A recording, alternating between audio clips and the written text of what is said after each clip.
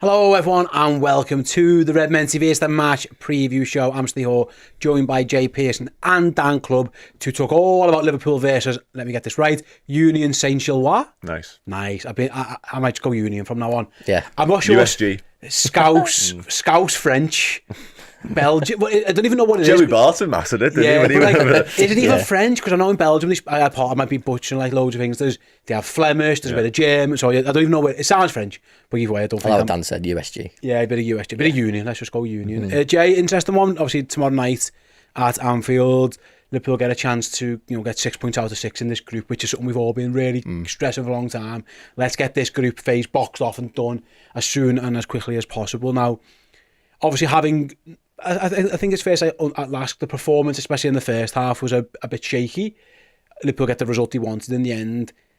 Given the fact that we think it's going to be a much changed team again, I was thinking before, that last game plus the Leicester game, these lads have now got a couple of games under the belt where they know each other. They're expecting things to be a bit more smooth than they perhaps were against Leicester and even first half against Leicester.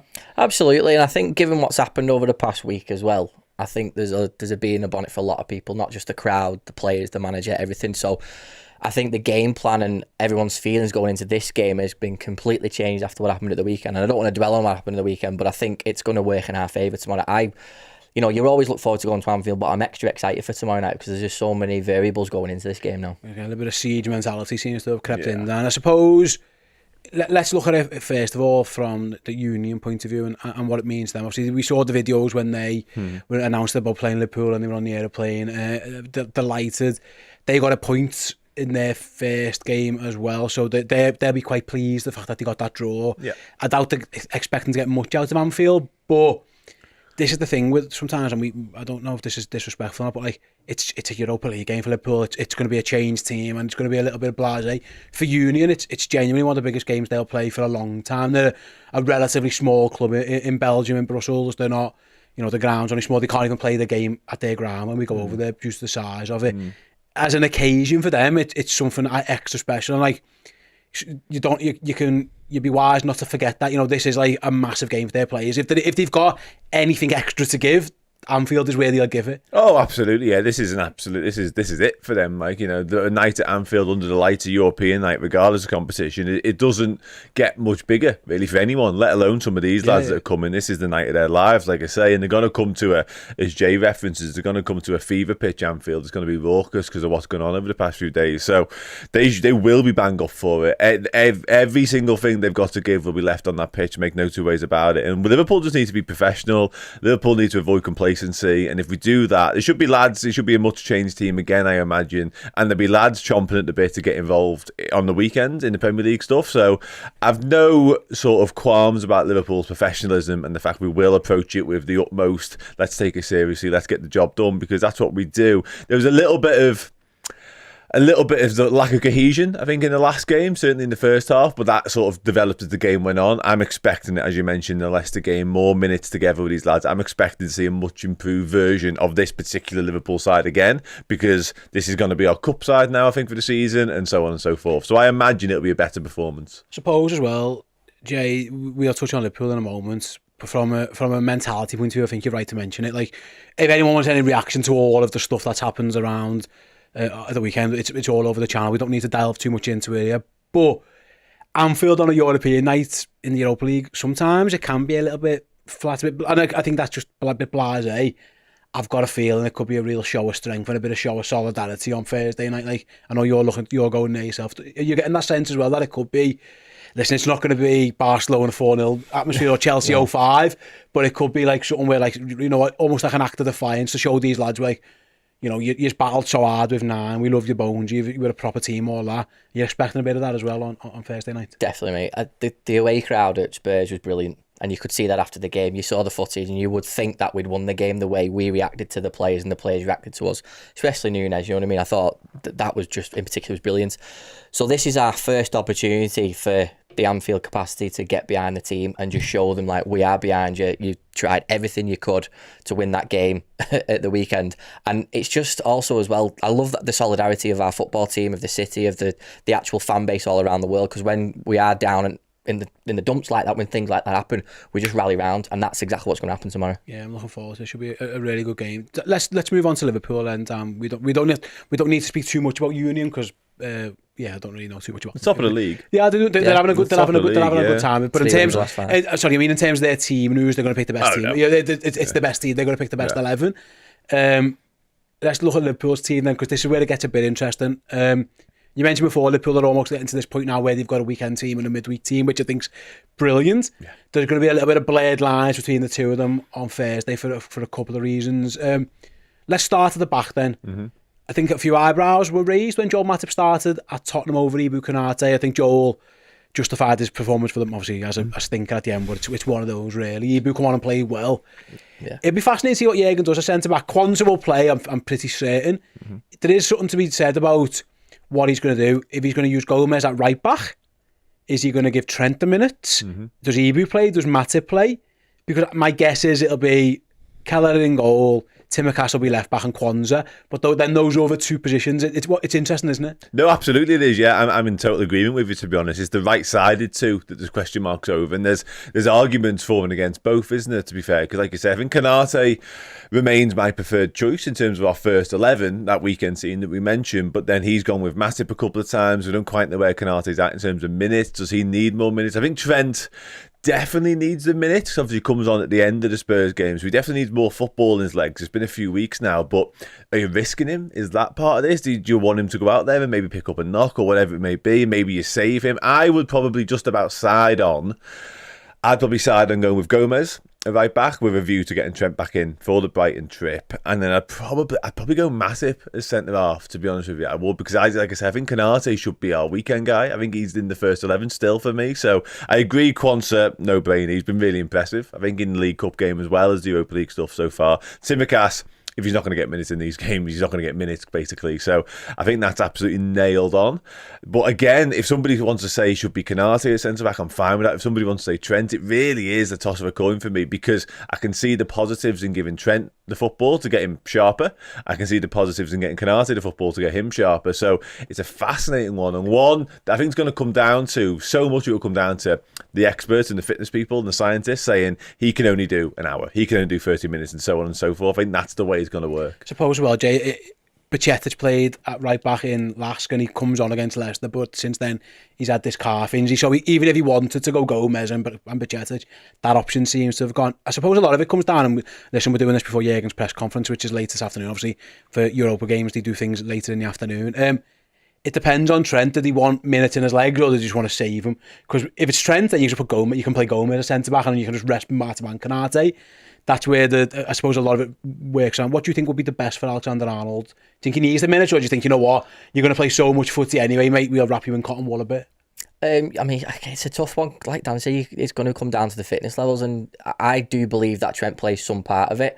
But this goes back to, I was just about to play devil's advocate with you both. If like you're gone about mixing it up now. We've seen when we've mixed it up against Lask away and against Leicester in the Cup that the first half was a struggle for us and the crowd got a bit weary.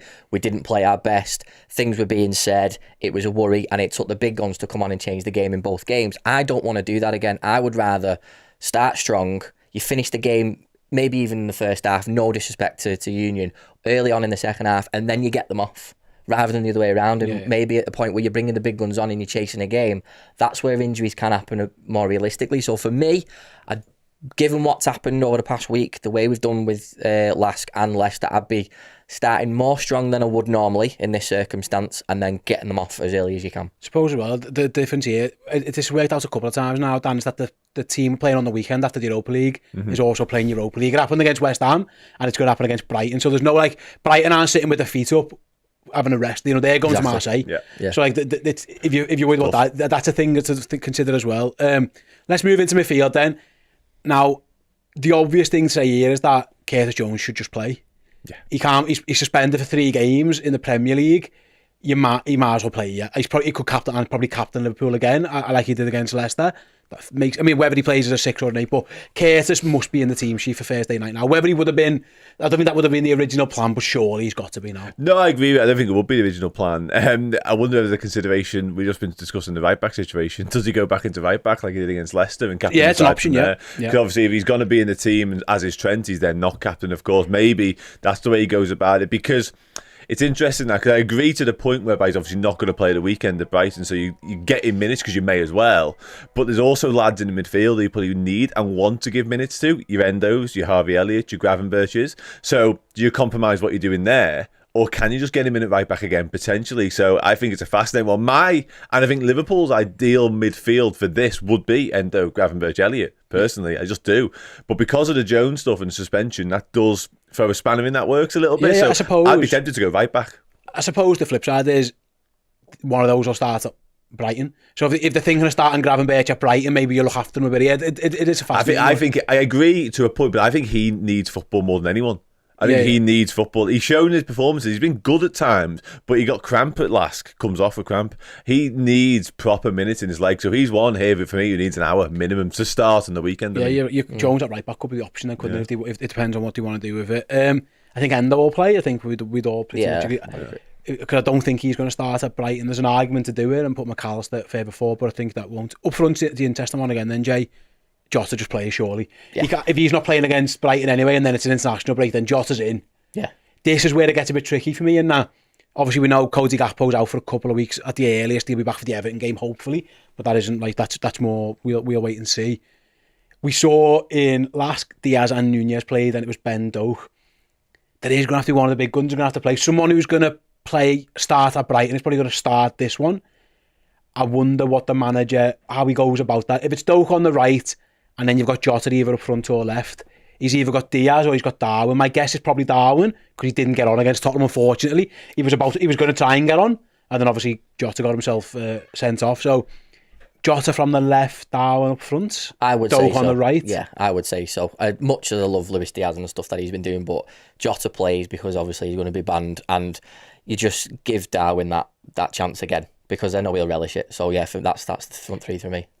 And again, it's a changed team. Jay, I'll stick with you, but like, again, that's more than good enough. That's more than good enough for Liverpool to get the job done. I think you make a good point though. What happened at last is that Liverpool were really rubbish for half an hour to an hour, maybe, yeah, roughly, and then Liverpool had to bring the big guns off the bench. I wonder what the bench looks like now. Are the big guns on it, or is he worried about and just goes, you know what, I can't risk it because we've got, Liverpool are without 2 forwards at the weekend. You lose one more, and all of a sudden you're looking at Brighton going, what do we do? Exactly. There's a fine balance. One suspension and one injury, and already you're like, bloody hell, like that stems the brakes a little bit. But I do wonder how strong his bench is.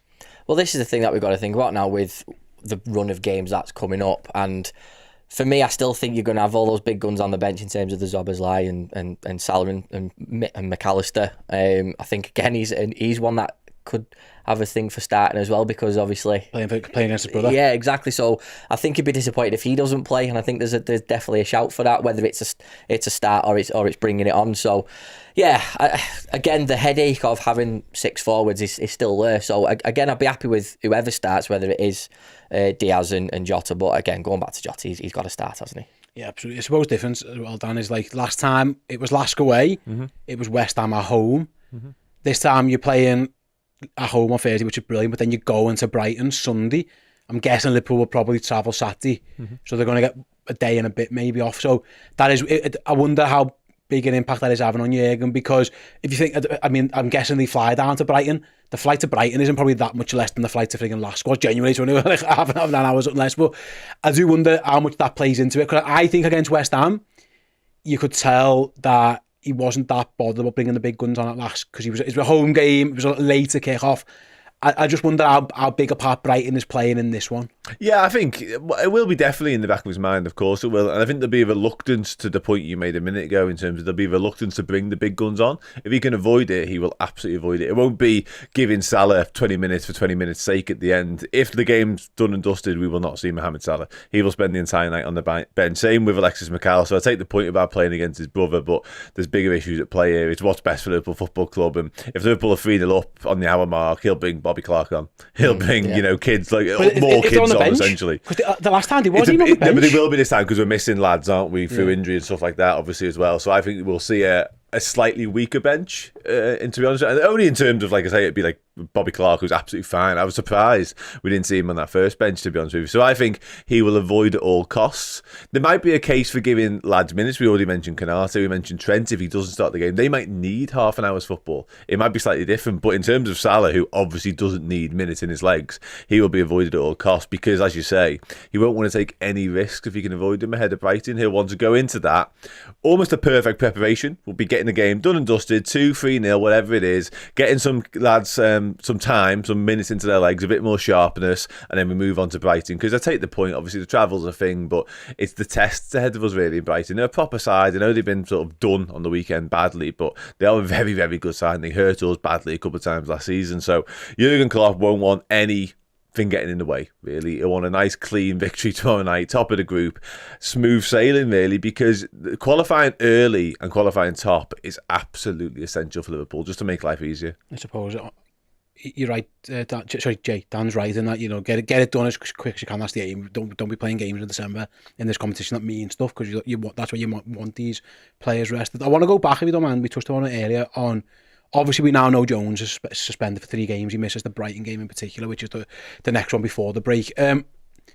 This is where I wonder if whoever's going to play at Brighton, do you give them the start because they might need the minutes, or you'll have to. So I'm thinking in particular, my guess is it'll be Ryan Gravenberch who starts at Brighton. It would be a guess. I'm probably. I can't really think what else. He may be Elliott, but I think that's the wrong side. You're asking Szoboszlai to move. I think Gravenberch is the natural player to go left of an 8. So it would make sense actually maybe to give him an hour, because Dan's right. He looks like, of all the players who need minutes, he needs minutes. Like he hasn't played for a year. He gets cramp after 70 odd in Lask. Yeah. It feels like he could be one where you go, you know what, mate, we'll give you an hour now because the plan is to give you 90 on Sunday. Would that be fair to say? Absolutely. We want to see what he can do. I'm not the most seeding when it comes to football players abroad, especially since I've had a son. You know what it's like. So I'd want to see more of him. I really do. I think playing against Leicester, you're not going to see the best out of him given the circumstances of the game, the players he's playing around with. We're going to have a stronger side this week, so I just want to see him start from the beginning and just let's see what he can do, because it is important for him to get his feet under the table at Liverpool, because we'd all feel that he's going to be part of this starting 11. So absolutely, would make sense. Looking at the group then, Dan, it's mad, isn't it, really? Because this is where things can really open up. If you get 6 from 6 and your next game is at home against Toulouse. Now, Toulouse were the pot 4 team, technically the weakest team. I don't know if that's actually the case, given how the draw panned out. I wonder if... I know when I spoke to Tom last time about Lask on the Oppo preview, he was like, Lask aren't that big. Union are certainly probably thinking the same. But get 6 out of 6. Before you know, you got one more home game, you got 9. And by 9 should get you through. Yeah. Whether it gets you through as top is a different matter, of course, but I'm just thinking if Liverpool can win this one, and if something can happen in the other game, listen, if it's a draw again, which would be perfect for Liverpool, all of a sudden things, you're already half through already, which is crazy to say, but that is the opportunity Liverpool have got here, isn't it? And that's what Liverpool need, to take the opportunity. That's what we want to do, because I think you're right. I think 9, I don't think it quite takes you through, but I think it more or less takes you through as top. Because they're going to be scrapping out, these other 3 teams, like scrapping out to get through. Where are they getting 3 wins from? They'll be taking points off each other. Like times you mentioned that the other game there was a 1-1 draw first time around for Toulouse and Union. So I think they'll be just, like I say, taking blows from one another. It's just to get through with Liverpool, to be honest. So I don't think 9 is too far removed from what we need to qualify as champions. But that's what we've got to do. And the quicker we can do it, the better. Because like I say, it gets messy later on in terms of fixtures being around. And it allows us, we're talking about cup teams already, but it allows you to take your cup team down from like 7, 8, 9 changes, whatever it is, to like 4, 5 in terms of your first teamers. You can really drop the level down then, and that's massive. Having like players resting, not needed in the back 2 games is my sort of ideal view on this. For the Europa League group stage is perfect. It's ideal for what we're looking to do. So yeah, no complications, in and out, nice and clean, victory, and then like I say, beat Toulouse at home, and I think that's it wrapped up, to be honest. Which it all sounds great on paper, doesn't it? But then we saw it in the first half against Lask. The issue when you make change teams is it can be a little bit scrappy, a little bit, like I thought. Like, again, whereas the good thing about the team against is the team that we just predicted there. There's goals in it because you've got Jota and you've got Darwin. Because Doak isn't obviously at that level where he's not banging goals in every week like Mohamed Salah does. this is the thing about complacency, isn't it? Like, again, Liverpool need to be honest. I think against Leicester, they got sucker punch. That can happen. That wasn't complacency. Against Leicester, they looked complacent. Yeah. They looked like they were out for a stroll in the park. I wonder if that's give them a bit of a kick up the arse. Like, you know what? Like, yeah, you're used to playing Champions League footy, and these are a smaller club by comparison. But, like, there's your warning signs. Like, don't mess about. Get the job done. Be professional. I for the first time in a long time, I actually did think against Lask, a bit of complacency did creep in. It does. And over the years, things that have happened to the football team where we have been complacent. Look at having on Waterlooville all them years ago. Wow. That was complacent twice. We went, I think we 1-0 down, then 2-1 down. You know, so you can't take these games lightly, no matter what level it is anymore. But I get the whole. We should be winning this group, which we probably will do anyway. On touch wood, but just don't let it. What happened at Lask, and that's what I meant before, mate, about playing devil's advocate of trying to go a little bit on the stronger side just to get it over and done with as early as possible, and then you take people off rather than the clamouring of struggling for the last 70, sort of 75 minutes onwards to try to get a goal. So absolutely, I suppose the thing in Lask, though, Dan, like it mentions here, Sarah brings a comment up to it, like against Lask that pitch was so bad, so I don't know how you could say it was just because the changes, and it is a fair point. Yeah, that is the one thing, is that when you play in a game when you're the favourite, I suppose sometimes the level it can be, the pitch, the conditions, the atmosphere. Liverpool at home at Anfield against Minnows, this is where really this is where your clash should show, even if it isn't much change to Liverpool side. Not really any excuses. Like the pitch and the Lask and the change, like they were all there and we kind of accepted it. I think at home at Anfield, there isn't too much in that, is there? You've got to just like. It should be a Liverpool win, relatively straightforward one. Without a shadow of a doubt, pretty much whatever team Liverpool put out, within reason, of course, they should be strong enough to beat this side. And again, that's no disrespect to them. For them, it's a great achievement, sort of being where they are again, because they're a smaller club in Belgian terms, let alone European terms. Like, they're not one of the big boys there. Club Brugge, obviously, is sort of a Standard Liège, historically the bigger teams there. So they are punching above the weight even in their own domestic league, let alone European football. So, and I took a quick look at the team earlier on, and I don't want to go into too much detail on it, but some of the names, there's Christian Burgess played for Portsmouth for a long time, and Hartlepool in this country, and you think, and he starts regular. So, not to disrespect him, even though it sounds like I am, for Liverpool perspective, we should be going into this game, just like I say, if we're professional, if we're at a level, no complacency, and we get the job done, it should be relatively straightforward for us, because you mentioned, everything's in our favour at home. The Anfield crowd is not going to be a normal Europa League night for Liverpool Football Club and the fans. It's going to be top level. I'm absolutely certain of it because of what's going on. So yeah, I have no worries whatsoever about us and our preparation. The pitch won't be a factor because we're at home. And you know what, in terms of the pitch, like, credit to Lask for doing that, because why wouldn't you? Yeah. You need to take all the marginal gains you can get, like make things in your favour. We see it all the time in this country in the FA Cup when you go to, lesser clubs and you go to the lower league grounds, you make it turn the heating off in the changes. Yeah. And why not? And credit to you need to get you're playing against lads, far more international footballers sometimes, like far better paid than you are. They've got all the best things in the world, so why not make it a bit of a level and bring them down to your level? So yeah, don't blame them for that. But yeah, tomorrow night there's absolutely no excuses whatsoever for Liverpool. It's 3 points, no dramas, no issues. Like, get the job done. Bag full of goals. Control the game. Yeah, and like I said earlier on, get it wrapped up to a point whereby you're 30, 20 minutes out, whatever it is, and you can make changes that don't mean you're chasing the game and you're trying to win it later on. Make changes that actually give more lads more minutes, and you can get your preparation absolutely spot on here. This is a perfect opportunity ahead of Brighton, ahead of what's to come. I know it's international break, but after that, to get key minutes into key lads, to get them ready for what's next. Not dragging Mohamed Salah off the bench and he's going, do I have to really again? You know what I mean? Like, it doesn't need to happen tomorrow. Fingers crossed that is the case. What are you expecting? 3-0 Liverpool. What are you thinking? 1-0 down and then a 4-1 win. Yeah, shock on it. I reckon it wouldn't be the biggest surprise in the world. But yeah, I think Liverpool will win as well, quite comfortably in the end. Fingers crossed that is the case. Right then, guys, thanks for tuning in to the match preview show. Like I say, the game itself, we will have a watch along here on the YouTube channel. It'll be me and Errol and Dan as well. So come and tune in. What time's kick off? 8?